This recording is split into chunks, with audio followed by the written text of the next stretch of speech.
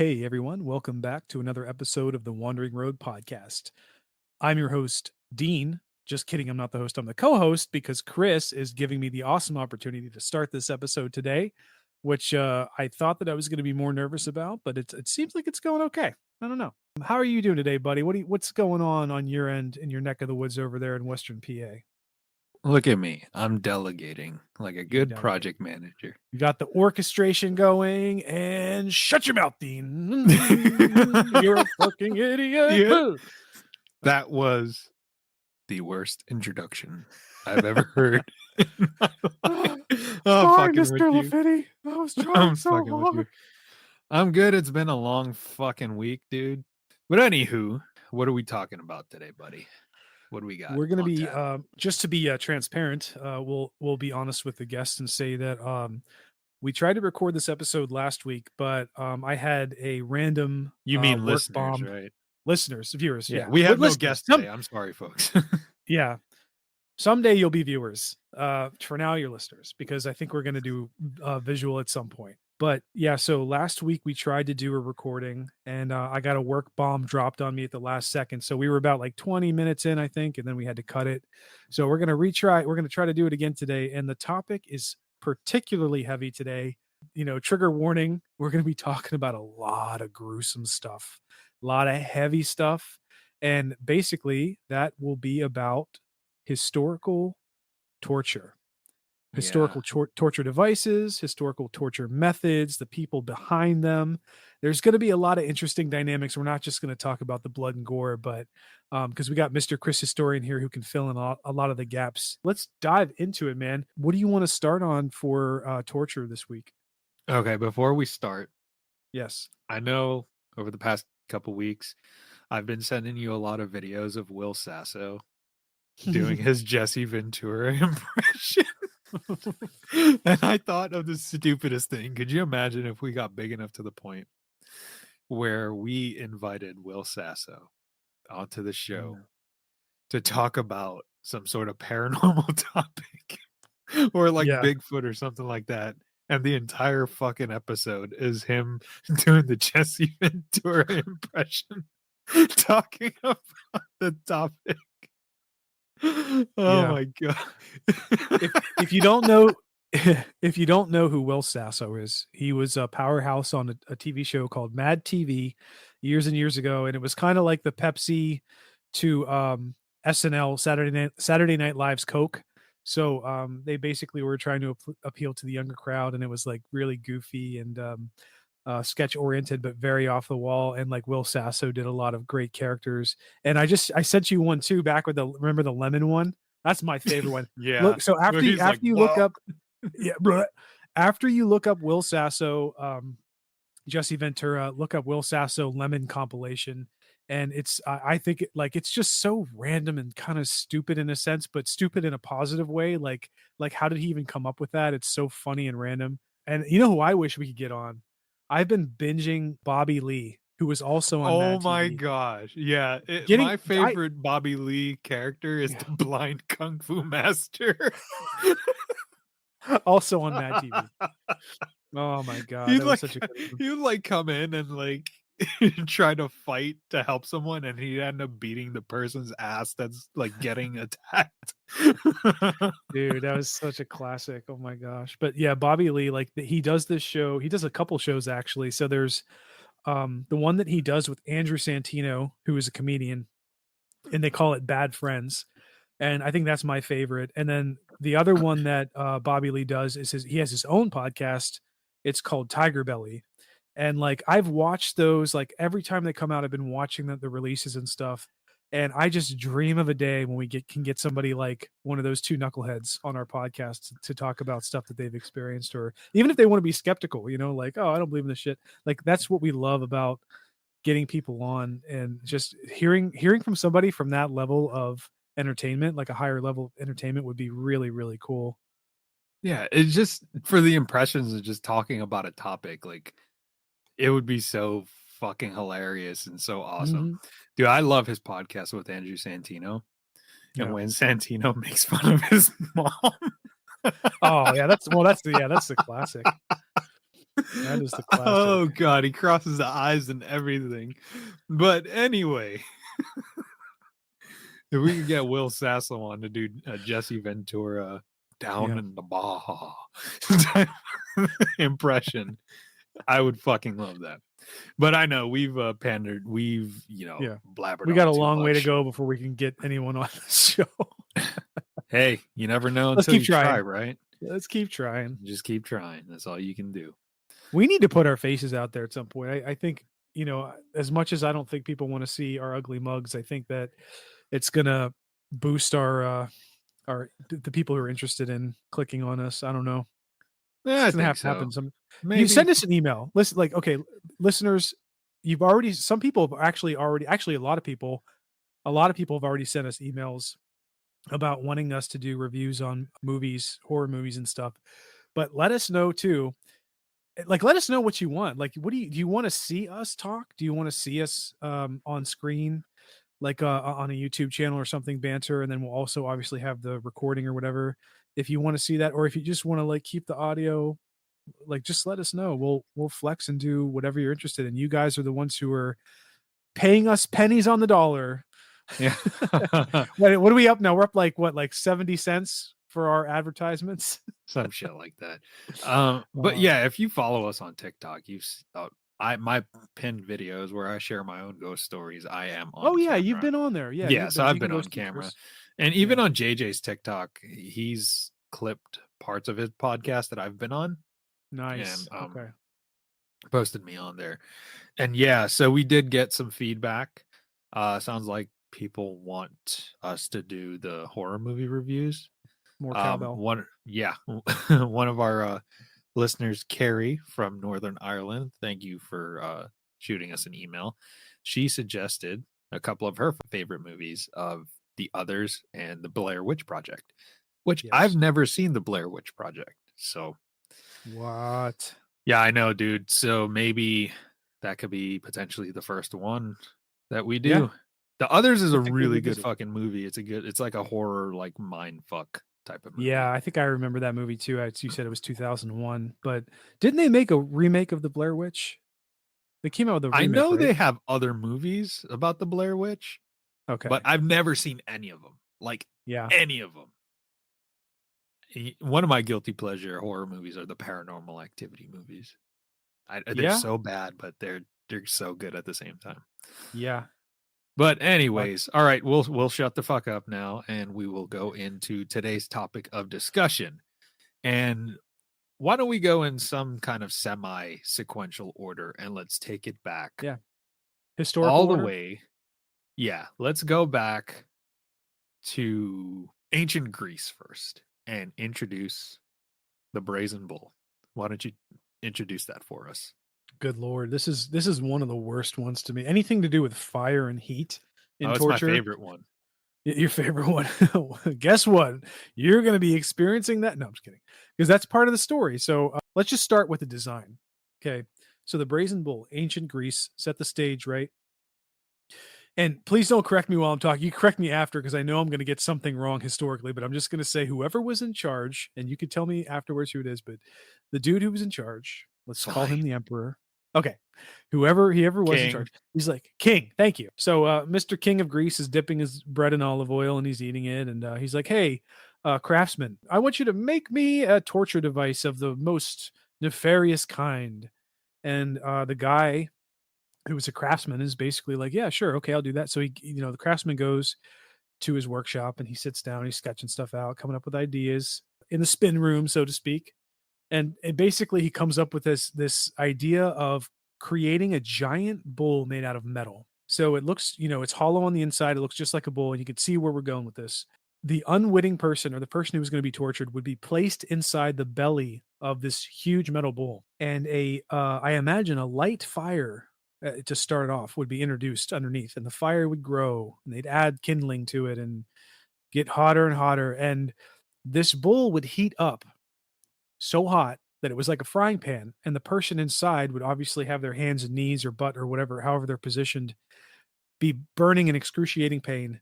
And not just that, but I imagine there's like, oxygen is being, I don't know what would happen to oxygen if it's closed off tightly. I don't know how, like, I don't know what would happen to the air inside as it's being heated up, if it would, be pushed out faster or the oxygen would be reduced. At some point, I imagine oxygen would run out. So you're asphyxiating, you're burning on this bubbling metal. The most crazy part about this is the bull's mouth was open. So, and it being a big metal bell essentially on the inside, the person's screams would be coming out of the bull's mouth, and it was supposedly created in such a way to make it sound like the bull was grunting and groaning and make it sound like a real bull. The worst possible thing, one of the worst, tortures to start off I could possibly imagine. Because think about it, man, like, you're probably as you're getting hotter and hotter, and I think it probably takes a long time to heat up the bowl, depending on the fire and stuff, but, like, imagine it starts feeling like first it feels kinda good, right? 'Cause the heat is dispersing and you're kinda, like, getting like, your hands are warm, it's comfortable, but then it starts getting a little too hot, and then it gets increasingly hot, and then you're trying to climb up the sides are getting hot, you're falling down onto the hottest part and sizzling your knees and stuff, and, like, Jesus, what a terrible, terrible thing. But why I'll flip it back to you and let you continue. So what happened to Mr. Craftsman who requisitioned this for the king? Okay, so I will give you a C plus on your historical presentation. Passing.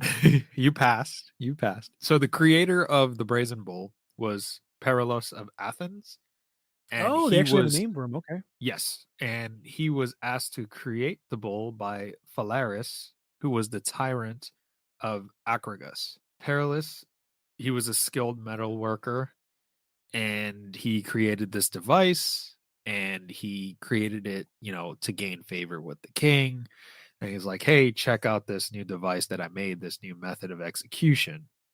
So you were correct in your description that it was a hollow bull or an ox, and it would be opened on the side, and they would toss your ass in there.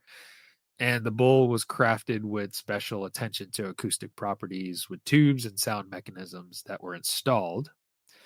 So the victim's screams would be amplified and made it sound like a bellowing of a real bull. And you know why they did that? Because people would come to watch executions. And if you're going to watch an execution, do you want to hear someone screaming bloody murder while they're getting burned to death? Oh, Probably not. man.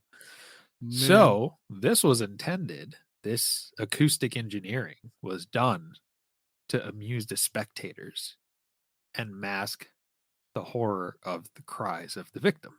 Essentially, the story goes that Perilos, he created it, he explained how it worked to Phalaris, and this is where it turns dark. Phalaris was like, get inside. Get inside, So, Mr. Craftsman. yep. So we don't know if he did it because he wanted to kill him or he wanted him to, like, just want him to get inside. So long story short, Perillos gets inside and Valeris closes it up and he orders the bull to be heated to test the device. So dude starts screaming, but Valeris was like, you know what? I'm not going to let you be roasted alive in the last moment. So he drags him out. He has his guards drag him out and they toss his ass off a cliff. Wow. And apparently Well, this was done to prevent the creator from boasting about his creation. okay. Well, that's not So a good this is the reason, I don't think. supposed story. Yeah, this is the Yeah. supposed story of what happened. I don't know why as a king you would waste your best metal craftsman, but okay. If that's what your whim was that day, I suppose you had some bad olive oil and you're pissed off, and then let's just kill my best dude. Why not? I wonder Yeah. how old he was. Like, maybe he was, like, already really old and, like, this was his last thing, and then Po- the king was just possibly. really, like, Eh, assholey, and yeah. Well, but I what's don't know. interesting about the brazen bull is that even in antiquity, it was referenced in ancient texts as a very inhumane punishment. Oh, yeah. And there are a few apocryphal stories that suggest the use of similar devices by the Romans during the persecution of early Christians. But Hmm, people say that this is, kind of a ploy, a propaganda ploy by the Christians. okay. Um, because there was no real strong evidence that this was actually used against him. I mean, they were crucified and burned alive in like the amphitheaters. I don't think that makes it any better. Or they were fed to Yeah. lions and Oh God. and That's stuff like that. Yeah. There were other methods of torture and execution that took place. I mean, the number one with the Romans, and I know there's quite a list that we have to get through here, but to go off track a little bit, the number one for the Romans, when they would have a day of games in the early morning, the criminals and fugitives and stuff like that, they would open up the games and they would be fed to wild animals, most likely wow. tigers or lions in the Colosseum. Now, would they have to tie them down, or would they give them like a fighting chance? Like, here's a crappy No, you would sword. just let go in there. Okay, they just and you have to run away from it or whatever. And Yeah. I Or can they would imagine that like getting really, crucify people or stuff yeah. like that. Like, I would imagine that getting really boring, where like you're let go in the Colosseum. Like, what if you were a fast runner? And I know you can't outrun a lion, but like, what if the lion that day was like kind of like, man, like I don't really feel like chasing anybody, and like would you have to prod the lion or like get the guy closer and tie him down? Like like that could take some time. Like imagine the lion wasn't into it, and the guy was just like running to the other side, like every time the lion got close, and then everyone's getting bored, and then like I just imagine some huge gladiator just like hits the guy in the leg with a club or like hits him with a spear or something, and then he's bleeding, and then the lion smells. I don't know. Like, what would they what they do? would do, so they would starve the animals beforehand. They would Okay, so like they're not eat angry and they're it hungry. before. Okay, Yes, yeah. So they wouldn't put like a wild animal with a full belly into makes the sense. arena. So Right. they would make sure that they were hungry and angry, and they would just watch some eat these animals, watch people get eaten alive sometimes. So that was a normal day at the Roman games for you. Start off your day and then you finish off with a gladiator fight. Since we are on the Roman topic, and this is not a method of torture that we have on our list, but I feel compelled to talk about it because I just already mentioned it, and that is crucifixion. So, this is one of the common methods of torture and execution in antiquity. So, famously, you have the portrayals of Jesus being crucified. Jesus was not the only person to be crucified. I Um, remember learning that. Like we've talked about this before. We both grew up Catholic for years. I just assumed that like that was a you, one-time thing. I thought so Like too. Yeah, right, I and did but it as well. turns out like probably hundreds of thousands of people over the all of the years of Roman rule were crucified. It was a common tactic of or method of torture and Yeah. murder or death. So apparently it starts with the Persians around the 6th century BCE. Then the practice gets spread to the Greeks, the Carthaginians, and the Romans are well known for, I don't want to say perfecting it, but they made it their standard form of punishment for the lowest classes of society, with slaves, rebels, foreigners. I think is one thing, there's a distinction to make, that it was kind of a no-no. You did not crucify Roman citizens. With crucifixion, it was intended to serve as a public display or warning against committing similar offenses. There was a process of humiliation, which was meant to strip someone's dignity. So they were stripped naked and left exposed for hours and subject to ridicule by passersby. And prolonged suffering is one of the key aspects of crucifixion. It was designed to be slow, torturous, and taking many hours or sometimes days. So prior to being crucified, you'd be scourged, you'd have to carry your own cross. There was a distinction between different types. So they would either nail you or they would tie you with rope. With the nail, obviously, that causes a severe amount of pain. It causes a crazy amount of body damage. And the reason they would nail you through your palms is because your palms couldn't sustain your body weight. And those were specific parts of the body that They got this shit down to a science, which is Yeah, I fucking imagine insane. after years of coming up, someone like we talked about this on the last time we recorded, but I'll bring it up now. I just think it's kind of funny in like a dark way to imagine like whoever like starts coming up with these things is just the most nefarious type of person you could imagine. Because like you said, like I think we said we're gonna get to this eventually, but we're gonna talk about Vlad the Vlad the Impaler and Impaler, yeah. yeah, and impaling. And we're thinking like, well, how do you even come up with sticking a metal pike up someone's ass Ass. and then let them like have it go up through their chest and their mouth and like let them writhe in agony for hours until they bleed out? It's just like, I don't know. how do you even, and like you said, it was never, it probably wasn't perfect at first. Like someone like with the crucifixions, like, why don't we just tie them to the stick? No, they don't, they keep slipping off. No, I don't know. here's Staples. why there was two distinctions. Like I said, they nailed you with tying someone with rope. There's no blood loss unless they were scourged. Right. So you were hanging there for a while. Yeah. So the they way had to that bleed. people they had to what? They had to bleed. That was a pinnacle part of the torture. They couldn't just like sit there in the sun for like days and die. Actually, they could through exposure. So the primary death methods of death through crucifixion is asphyxiation, blood loss, like you said, and breaking of the victim's legs. So How would you asphyxiate on a cross? They would put something around your because mouth, or when you're hanging like you this, can't breathe very well. no, Yeah, makes sense. all of your body weight are on your extremities. Yeah. And what they would have to do is pull themselves up to breathe.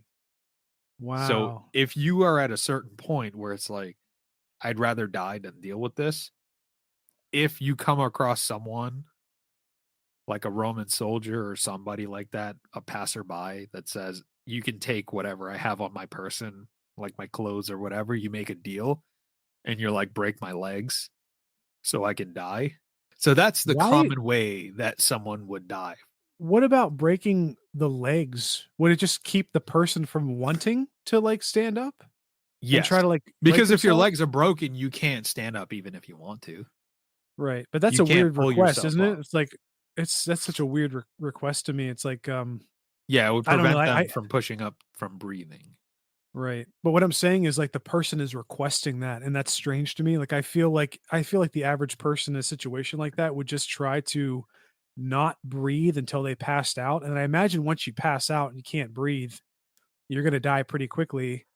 But that's I don't know. I believe you. I believe you, but I'm a little flabbergasted that somebody would ask somebody else to break their legs because they couldn't stop themselves from standing up. Yeah. That's No, crazy. that was a common thing. And to make matters even worse, when they would tie you or nail you, you would be on the ground and then they would like dig like a 3-foot hole just in like a perfect size for the board to slip into. And they'd like pull you up with rope and it would slip in and it would drop. You're talking about a 2 to 3 foot drop into a hole, Oh which yeah. would put more pressure, potentially dislocating shoulders or anything of that sort.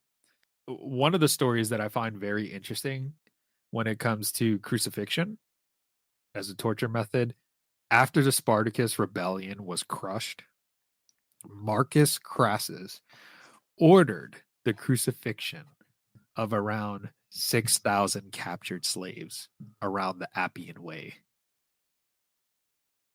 That's like one of the main roads coming out of Rome, which you can walk on today. So if you're in Rome, or if you get to go to Rome and you're walking out of Rome and you are on the Appian Way, just mentally picture 6,000 people just Cru- lining the road, crucified. crucified. But I I'll, imagine at that point, a lot of them. I imagine at that point, a lot of them are. Can you imagine if you're like the part of the Roman Legion team or whatever who had to like go and like take down the ones who were dead? It's like we got a patch over here. They're starting to get pecked at too much. They're like turning no, into they would leave skulls. Let's them. get those. They would They just would leave them leave up them. there They would until they leave were them skulls. Like because they would complete. obviously you'd have to take them down at a certain point when you can't. That's what I'm saying is like, No, who's but the I'm saying team? Who's the team who took him down? they had professionals for that.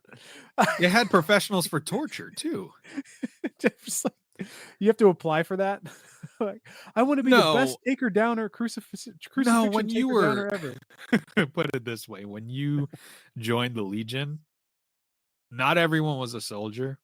They assigned you based off of your skills. Oh, yeah, like menial So, jobs or whatever. so if Yeah, you came in and you could prove that like you were well written and you could read, you'll be a scribe. clerk. You'll Yeah, be a scribe, you'll be a clerk. So you'll probably never see the front line, but you are for all intents and purposes a soldier. So right. there were people that torture details were reserved for the very most gruesome and demented, most fucked up legionnaires. See, that's crazy. That's like, okay, so like, I know this is bad to probably equate it to anything we have today, but it's like, you hear something like special forces, but then like special forces of the special forces. Like, so you're talking about like say like the Marines are already like really gung ho about like, their job and stuff, which is great and all, but like the people who do the crate, like, wasn't there like a group of soldiers or Marines or something in World War II who was like, they would send them on missions that were basically almost suicide missions, but like the people wanted to do it because they were like the craziest, wildest group of people who just like that kind of thing. Like they just want to go die in battle, and this was like the best chance to do that. So Mm-hmm. I imagine like it's like similar, right? So like you got the most Right. degenerate, hardcore people, and that's so strange to me. Like thinking about people in society back then who could think about others in that light, where they're like, I'm sophisticated, I'm a scribe, I'm smart, I'm so thankful that I'm not one of those degenerate idiots. Like it's crazy to me that that's the wide range of type of people, including torturers, Oh that yeah. that ancient society had. Oh yeah. Like I said, I've said this a couple of times, and the listeners are probably annoyed with me saying this. The ancient peoples were not different from us, aside from the access to technology that we have today. So if you take someone like Jeffrey Dahmer, he would have probably been in a Roman torture Was- detail. yeah, You he take was in the Jeffrey born in the Dahmer wrong and era. Jeffrey Dahmer and oh my god, John Ted Wayne Bundy. Gacy, Ted Ted Bundy. Bundy. Yeah. Yeah, people like that, if they went into the Roman military, they would probably end up on the torture detail We just and kept like interrogating people. Yeah. they keep walking in there after the interrogation, and like the person's dead and half eaten. It's like, God damn it, why do you keep eating them, dude? Like, just, you're supposed to get information from them. And he's just like, just like chewing a piece of tongue. I'm sorry, I just couldn't help myself. Ugh. But I know, okay. Well, damn it, he's a good torturer. Let's keep him on. He's You good gotta at keep you gotta what he keep does. We got the he's good at information, right? he eats people, but God damn it, he's good. I gotta keep him on. Gotta keep him on the detail. Yep. Zeus, damn it, he's good. All right, let's go to ancient Persia. And I think you enjoy talking about this one with Oh yeah, I scaphism. totally enjoy. Oh my gosh, I enjoy this so much. I'm not going to say favorite because favorite is too dark. That's not. I'm not. That's not what I'm getting at. I don't want to portray any. There's no favoritism in torture, but I do find this one of the most interesting, and I'll tell you why later. But I'll break it down. It's basically called scaphism, and like you said, took place in ancient Persia. In my opinion, scaphism is one of the darkest forms of torture that is on the list because it starts off so innocent. Like it's like all these other ones, like maybe with the exception of the Brazen Bull, like I said earlier, kind of, it's maybe the bull is warm for a second. It's a little bit comfy cozy for like 1 second, but then it gets really hot. This is like really actually pleasant, probably for a good like hour or so before it starts to get a little bit dark. Scaphism, torturous execution method for condemned individuals. They were bound inside two hollowed out logs. And I think the hollowed out log thing was probably one of the earliest forms. I think at a later point they even had like stone baths or some kind of like chamber that they would put them in. But essentially, imagine the person cannot get out of the chamber. They're lying down, and the only thing that is exposed from their body in the air are their hands and their feet and their head. The rest of them is slathered in honey, and milk is poured over the entire body except for the hands, feet, and head. These individuals are exposed for days on end.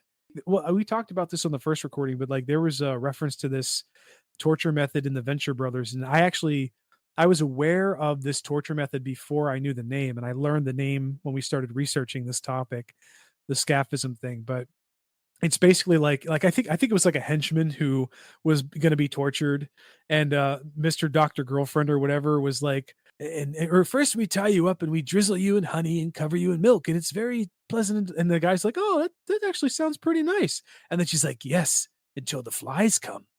And then the maggots start forming on your skin. And that's the worst part about it is like you're sitting there in this delicious, like who doesn't like milk and honey, right? And then you're sitting there for a long enough time where flies start coming, the milk starts to curdle, and then you can imagine that the bugs and stuff are nipping at you, and your skin is getting really uh, like wrinkly from being in the liquid for too long, and the honey is probably doing something bad for your skin as well. And you're starting to get cracks in your skin, and the skin is starting to fester.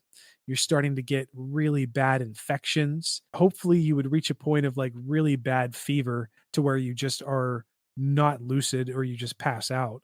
But this is one of the worst to me because you're in there for so long and it probably smells so bad. Trigger warning, because this is going to be the grossest thing you heard today, I bet you. These people are kept in there so long that they have to do their daily business, right? So what are you going to do? Are you going to hold you could probably hold your leavings so long, but eventually you're going to have to go. And that is also getting mixed into the milk and the wounds and the honey, and it's just like, oh god, that's like, I don't know why, but I feel like this is the worst torture method on the list. What's your take on this, good Chris? Do you have anything to add? Any historical perspectives or insight? No historical perspective other than this is actually really fucking gross. Mhm. And it's one of the most sadistic methods Yeah. that you could think of. It's like, how do you even come up with that? I You're don't like a know. Like, special how do form of you? person. Yeah, that is true. It's like, So it's one thing to have somebody come up with torture, and the person coming up with the torture, I feel like would like normally they would go right for the pain and suffering. Like, okay, introduce fire, introduce cutting, introduce, bleeding and nailing and all these pulling the limbs apart. Like that's the immediate torture is like it's like right there. But this is like serial killer level torture. This is like coming up with a way that's nice at first, but then it just gets incrementally worse and worse and worse. And like, yeah, like we said, I don't even know how you arrive at that. So I don't know, man. That's just I don't just it's move on just from this one. very, It's yeah, making me sad and grossed out. I know. Let's move on to Okay, you another you, fun you one. pick one now. You pick one. Okay. Let's go to the punishment sack. This one's a good one. I think this was done by the Romans. Yeah. Didn't So, you didn't you call your nuts that the other day? the punishments. Smart ass. But but the punishment sack. I don't even want to say the Latin. Poena culae, whatever. Mm. It actually sounds kind of nice in Latin.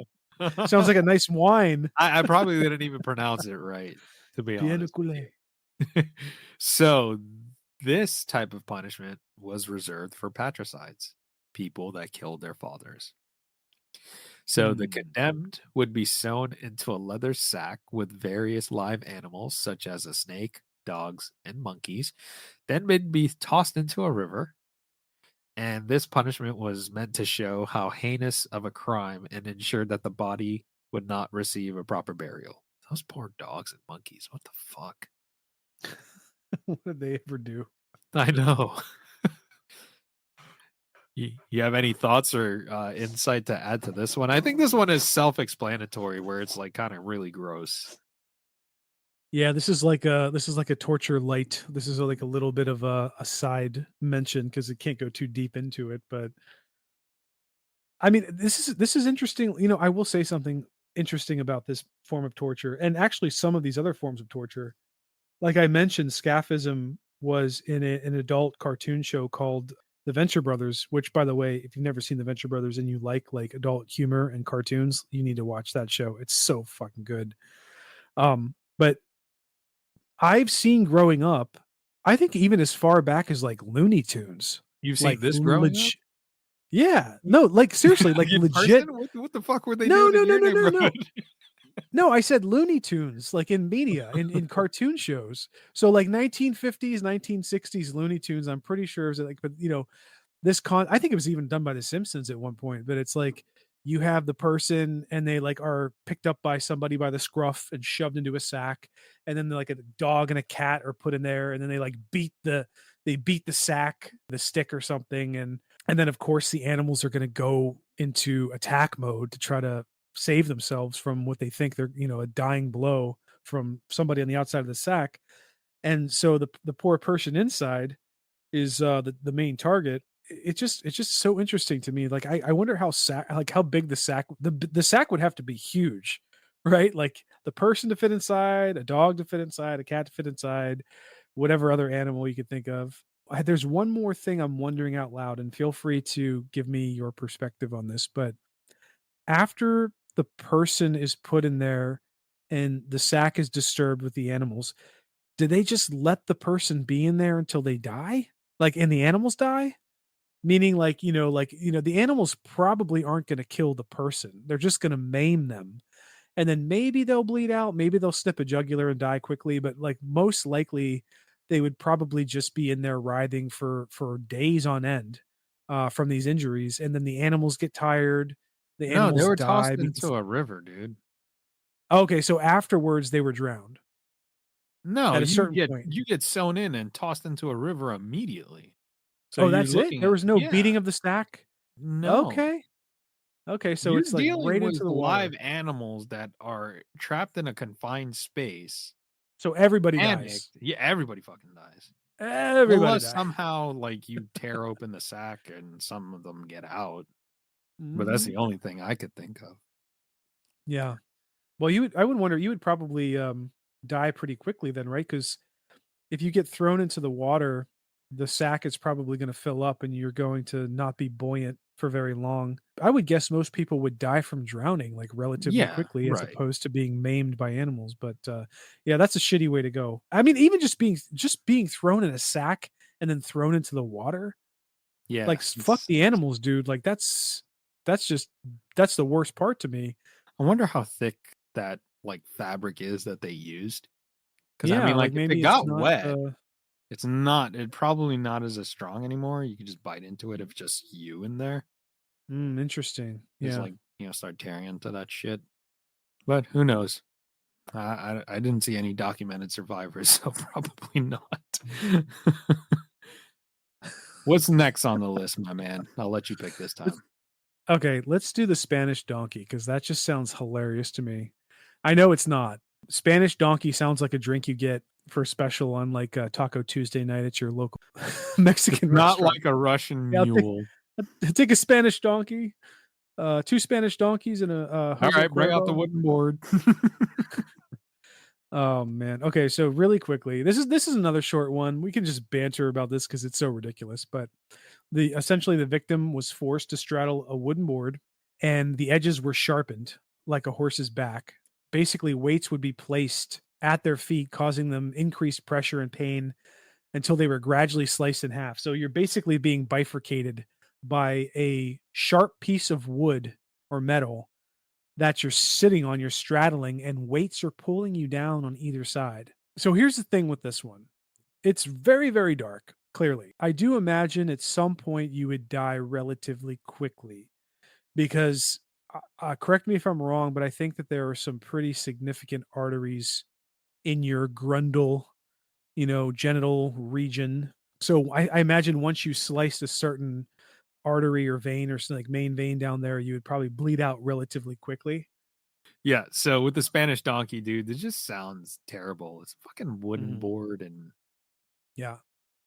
Another one of they those, would like, how add do you come weight up to with your that? feet, you know that, right? Yeah, to that's increase the insane, pressure man. and the pain until you are gradually sliced in half, which is Yeah. absolutely fucking gruesome. You know what I think we should do? What's that? I find this one really interesting. Ling Chi, or Ooh, okay, how do you yeah, we talked pronounce it? about How do this you on the pronounce first it? recording a little bit.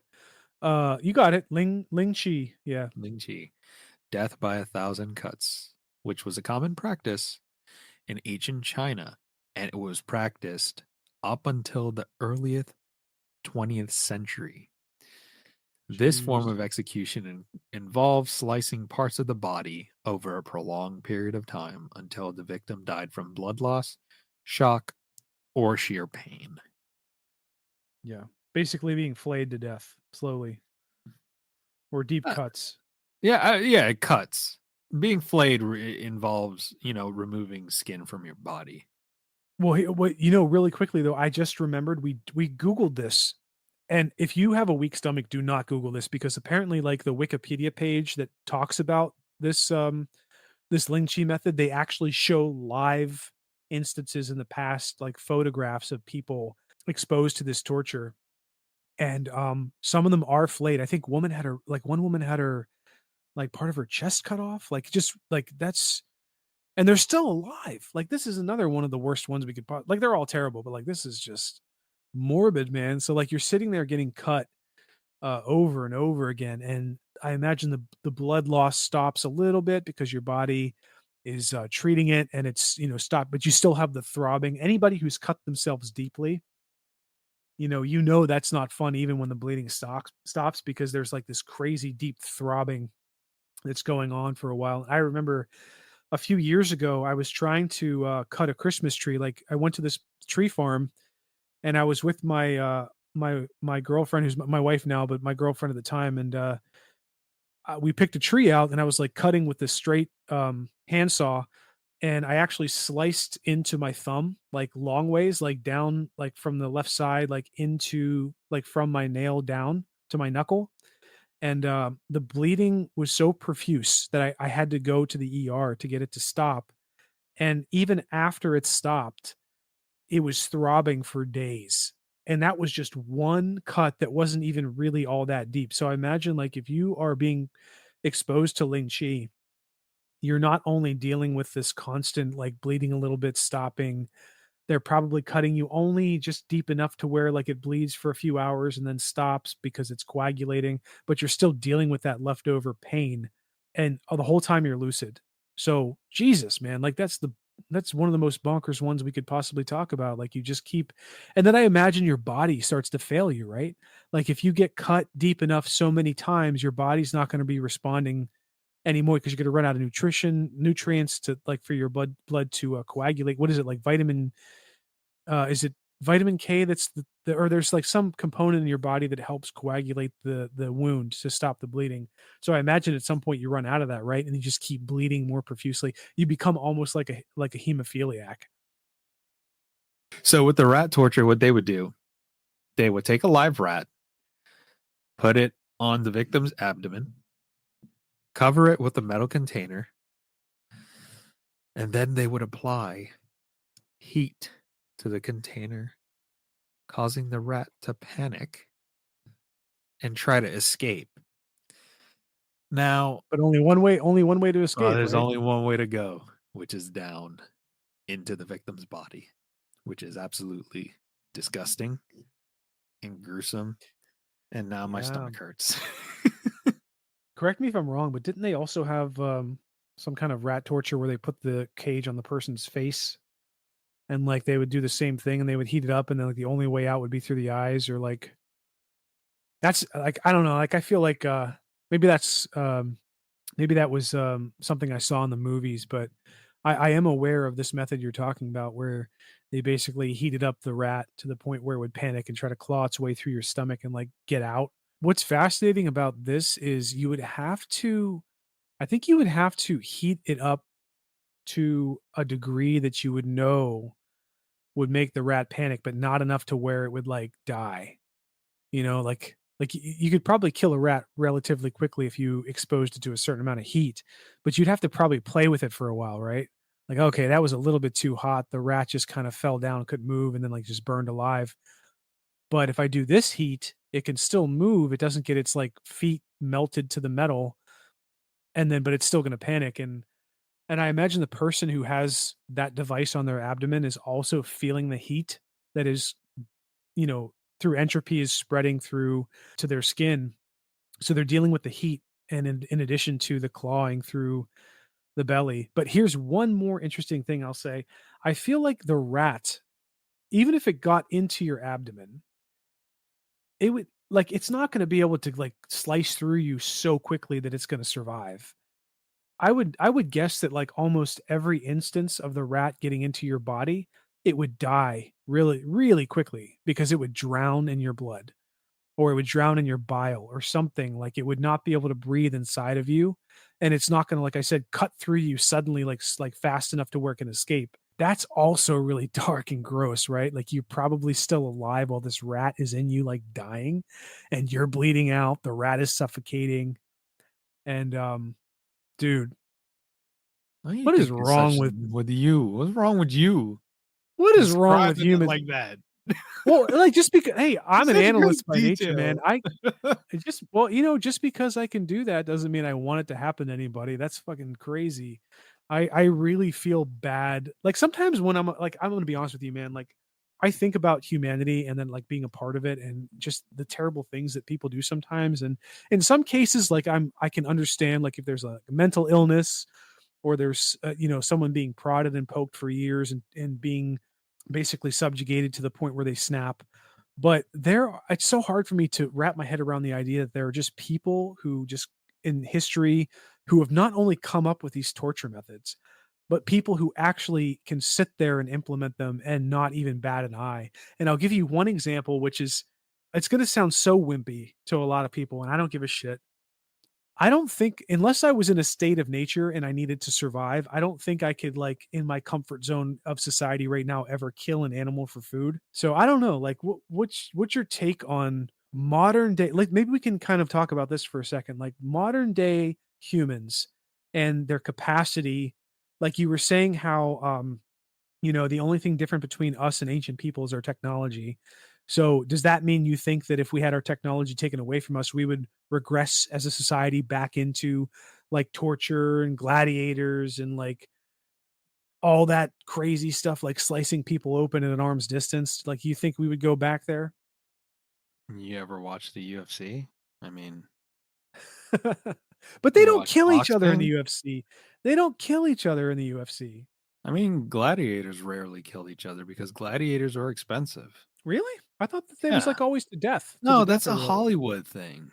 Oh, okay. Well, there you go. Dude, You learned because something let me today. put it this way. If I purchase you with the intent of making you a gladiator, you would cost more than the average slave in the Roman market because you're a Wow. former soldier or something of that sort, former warrior. Right.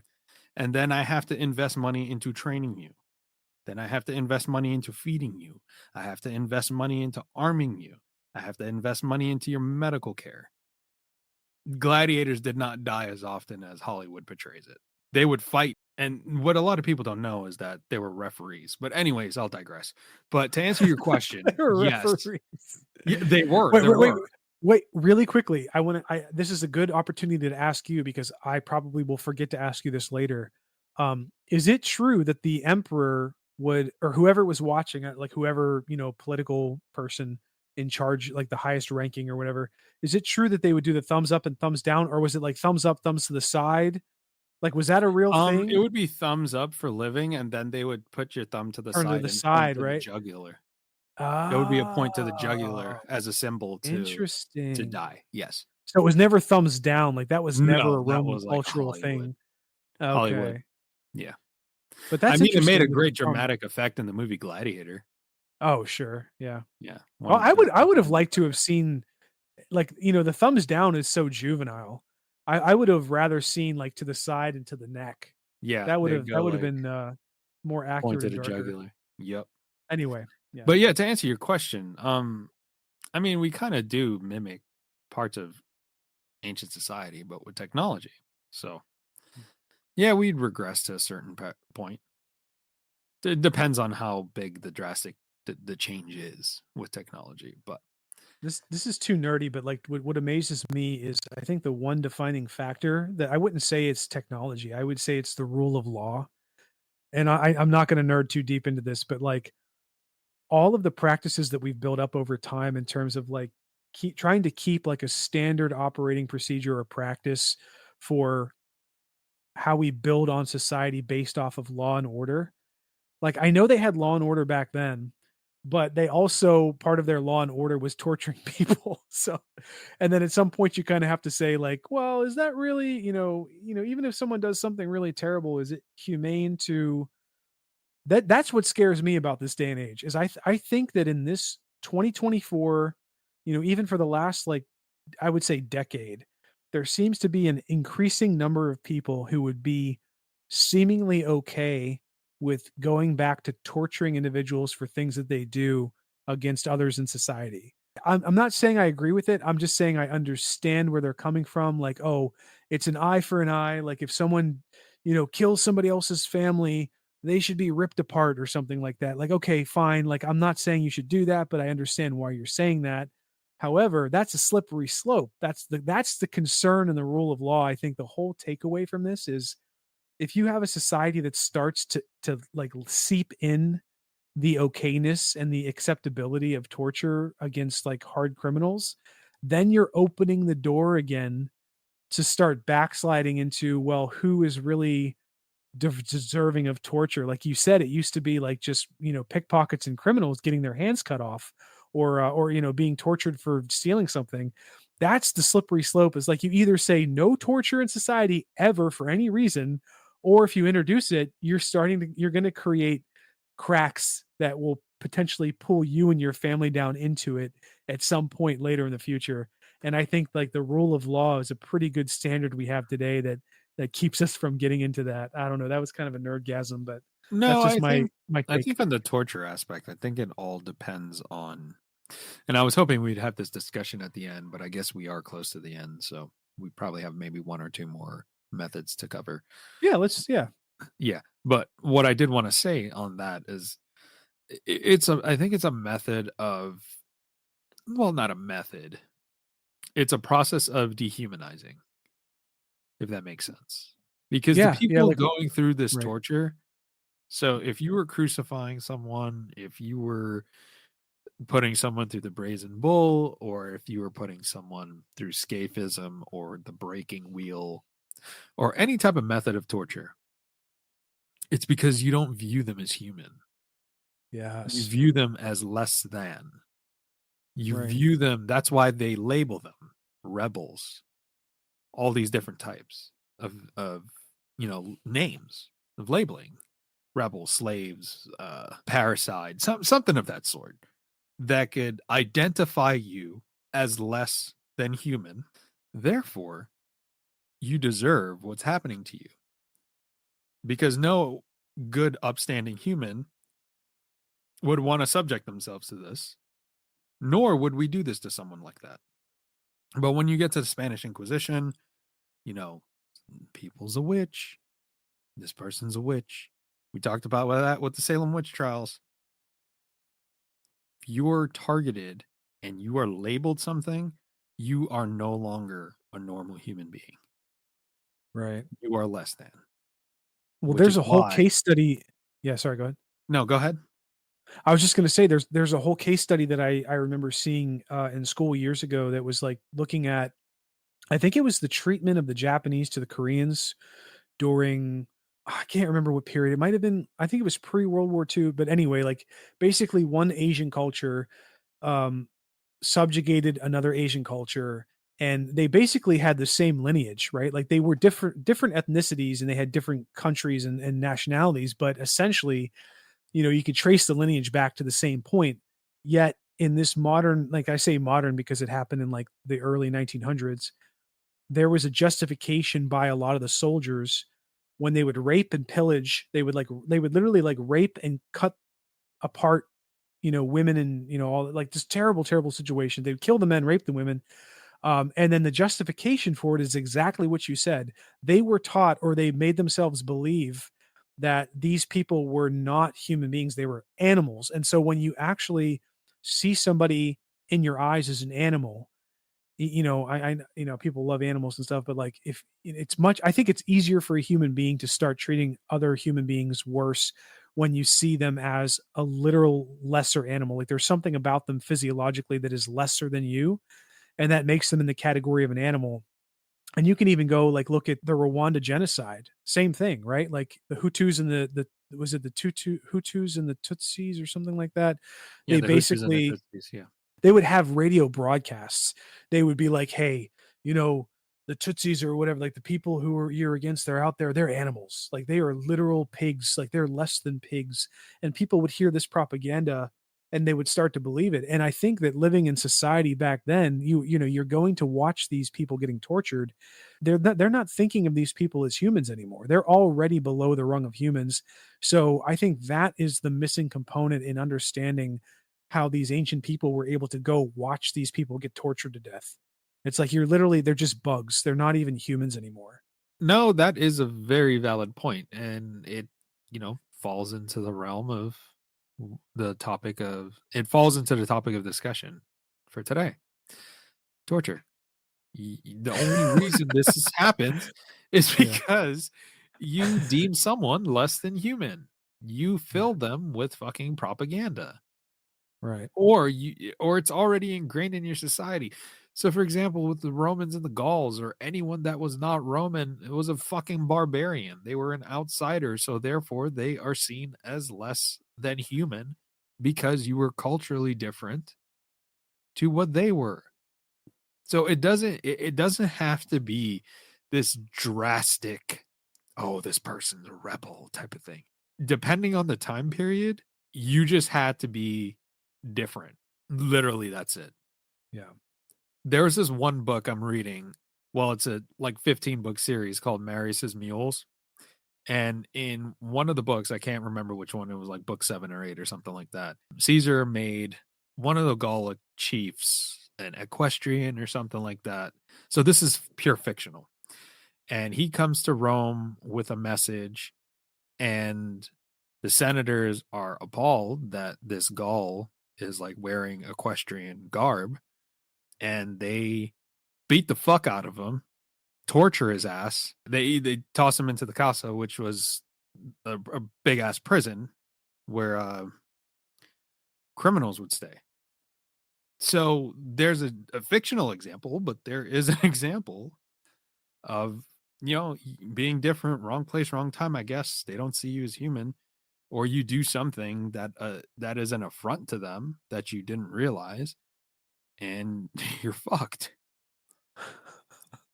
So speaking of being fucked, why don't we move on to Mr. Oh Vlad the boy. Impaler and Oh how he god. would fuck up his prisoners? Yeah, I guess it's this is a I don't want to talk about this one. Okay. I'll talk about this one. I'll set the framework because You I were do so think that excited to talk about him. was I? Yeah, you were last week before we got rudely interrupted by real life. Well, How after I talked dare about the you? first time, I slept on it. I'm like, I don't like. The most fascinating thing about Vlad the Impaler to me is that he became modern day Dracula. Dracula, the blood sucking vampire, came from the idea of Vlad the Impaler because this dude, he was Romanian. I messed that up in the first one, but I remember now. He's Romanian. He was a king, right? Okay, king of Yeah, king Romania, of Wallachia, I think, at the time. Wallachia before Romania. Okay, so Yes. present day Romania. Yes. So he essentially was this bloodthirsty, ruthless king at the time, and he came up with some really crazy torture methods. Not to mention that he actually supposedly drank human blood as well. But I'll let you talk about that, the dipping and the stuff like that, because that's a good thing to bring up as well on this dude. But so Vlad the Impaler, by his name, by obviously what he did, he for some reason his society and the people who were following him came up with this torture method. They would basically take a huge pike, sharpened, and they would stick somebody from the bottom, either through the anus or through the abdomen, and the person would they wouldn't push them down, they would rest them onto, maybe they give him a little bit of a tug to get it started, but they would, basically the person's own weight is pulling them down slowly through, they're being pulled down this pole as they're being um, skewered alive. And the freakiest part to me about this torture method is it's another case of like crucifixion where it's going to be extremely painful, but depending on the thickness of the pole, I imagine it would have to be like depending on what it's made of, like iron or something. It wouldn't have to be too thick if it was like solid iron.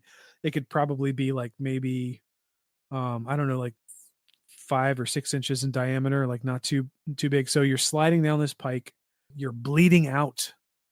I think at first you're probably bleeding a little bit, and then as you go, the metal goes through your body, you're bleeding profusely, and then hopefully you pass out and die relatively quickly because I can imagine that'd be like one of the most painful experiences someone can go through.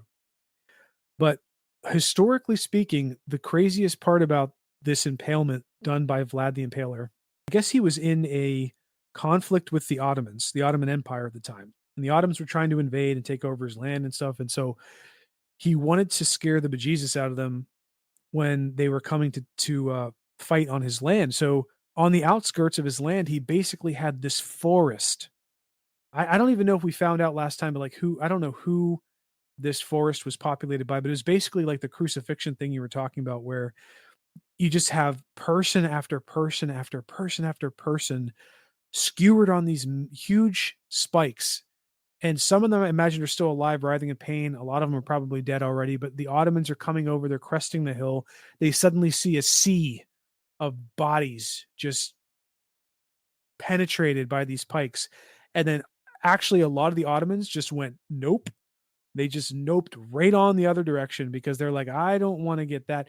And we even talked about this last time, I think, where if you think about it, if you're a deserter on an ancient battlefield, like the Ottomans, from the Ottomans' perspective, if you're going in the other direction while a lot of your brethren are going forward to fight, you're probably going to get killed unless you could run away really quickly. Your commanding officer or somebody in charge of you is going to brutally slay you. So basically, what you're saying is, I don't think we're going to beat this Vlad guy. Look what he did to these people. They're maniacal. They're animals. Like there's no way we could fight these people and win. I don't want to have a pike up my ass, so I'm going to go choose the sword to my neck. I'm going to go get my head. I I'm want going to to go have a get my head. pike of my I'm going to ass. go get my head chopped off. Yeah, I'm going to go get my head chopped off. You guys have fun with the pikes. And I'm outie. And that's the craziest part to me about this Vlad story. But you go ahead, pick it up from the other aspects of this Vlad dude. Supposed legend of why he became, the inspiration for Dracula is because there is a legend that he would take the blood of his impaled victims and use it as dipping sauce for his bread, and he would eat it. Blah. I I don't know if I believe that. I You feel like probably did it like maybe it you probably did it one time. happens. Yeah, maybe it did happen one time. And the Yeah, scenario I could think of is like some sort of Ottoman diplomat. Like that yeah, you have like an entourage of diplomats from the Ottoman Empire came and they wanted to talk to him, you know. yeah. And he was like, "Okay, let's set up some food. Bring me a bowl of the blood."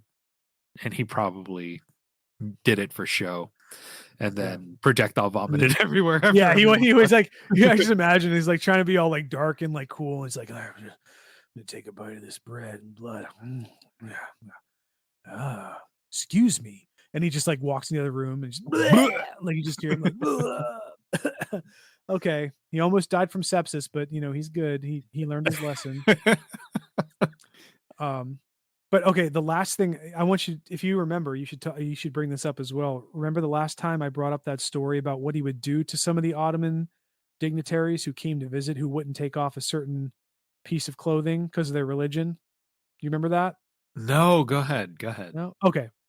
So this is kind of a little side story that I learned while I was reading about this guy Vlad. So apparently the Ottomans would send dignitaries, I presume, to negotiate. Right, either they're in conflict or they're trying to negotiate before conflict. They're trying to get something out of this. So the dignitaries show up, and there's probably an entourage of them. But, the Ottomans at the time, very pious, very religious people, they apparently wore head coverings, garbs. I don't know if you would call them turbans. I don't want to get that wrong, but like they had some kind of head covering. And apparently, Vlad the Impaler said to them when they would visit, "You're in my presence. I'm the freaking king. You got to take off your head garbs in front of me. I demand that you remove your head garbs." And they're like, "Oh, sorry, nope, can't do it. That's our religion. If we take it off, we're defying our God. We're spitting in our God's face. We can't take off our garbs." And he's probably trying to be all cool. He's like, "Well, while you're here, I'm your God," or something like that. And then basically, Vlad gets his servants to hold these dudes down from the Ottoman Empire and essentially nail sharp nails right into the skull. He's like, "Good, you don't want to take it off? I'll make sure you never take it off again." Nails the garb right to their head. And that's some dark, dark, dark, clever, dark humor. Very dark indeed, and very disturbing. But again, product of the time, I would say. Very gruesome time period to live in. Like you always say, kind of glad for the time period we live in, right? We really should be. I mean, unless like society starts falling apart in front of our eyes, I think like no matter how bad it is, it's like if you got a TV in your house, you got a bed to sleep on, you have food in your pantry, like yeah, maybe you're struggling financially and all that. Like I know that's hard. I've been through that. But if you're not having your fingernails pulled out or bamboo shoots like shoved up your fingernails, I think that's a good day. Or shoved up your ass. Or shoved up your ass. That's a good day. Like you'd wake up and say, "Well, at least I don't have a metal pike up my ass." I'm gonna start saying that from now on. Every time I wake up, I'm gonna turn to my wife and be like, "At least I don't have metal up my anus." She's gonna be like, "Why did I marry you?" I don't even have to say. I don't even have to say something. Just for the listeners, we were doing we were kind of just like playing around the other day. We're probably not going to release this, but like what if we tried to do a recording where we're playing like a scary video game and we're trying to do commentary and stuff, and we were all basically drinking, but I was drinking and my wife comes home and the first thing she said when she came through the door is like she looks down, she's like, "Oh my God, how many bottles did you have?" And I'm like, "I just had six, Six. 6 or 8, it's not a lot. It's okay." And then I brought up to her, I was like, "Well, the average American drinks like 25 gallons of beer per year. This batch of beer that I made myself was only 5 gallons. I'm only like a fourth of the way through it. So even if I drink all of it, I still got like another, 3 or 4 batches to go. And we're almost to the end of the year. So I got some wiggle room." Yeah. Let's see if it is today. The day of recording is November 8th. Dude, I'm gonna be 34 next Friday. This fucking sucks. Oh, it's your birthday. Yeah. What do you want for your birthday? I don't know. Probably nothing. For this podcast to do very well. I mean, to be honest, we've grown quite a bit organically, so fucking awesome. Yeah. And I think that's all of our list of torture methods for today's episode. Yeah. So listeners, if you stuck with us this far, we really appreciate it. If there are any, hope we didn't fill up your puke bucket too much. Yeah. Kind of like the South Park episode with Scrody McBoogerball. Oh, this is brilliant. This is brilliant. You say a child wrote this? Yep. Oh my God. That was one hell of an episode. Everybody just throwing up everywhere. But anyways, folks, thank you for tuning into today's episode. I know today's episode, we were kind of a little all over the place. This was one of the topics that was kind of difficult to talk about in the sense that it was kind of gross. So yeah, we had to inject some lightheartedness in there. Yeah. I hope you enjoyed today's episode. If you stuck with us throughout the episode, we really appreciate that. We hope whenever you listen to this, you have a good day, good evening, good weekend. If there are any topics that you want us to cover, feel free to shoot us an email. And Chris's dog says bye. Take care. And they say bye. Take care. Thanks, folks. Thanks, everyone. Bye.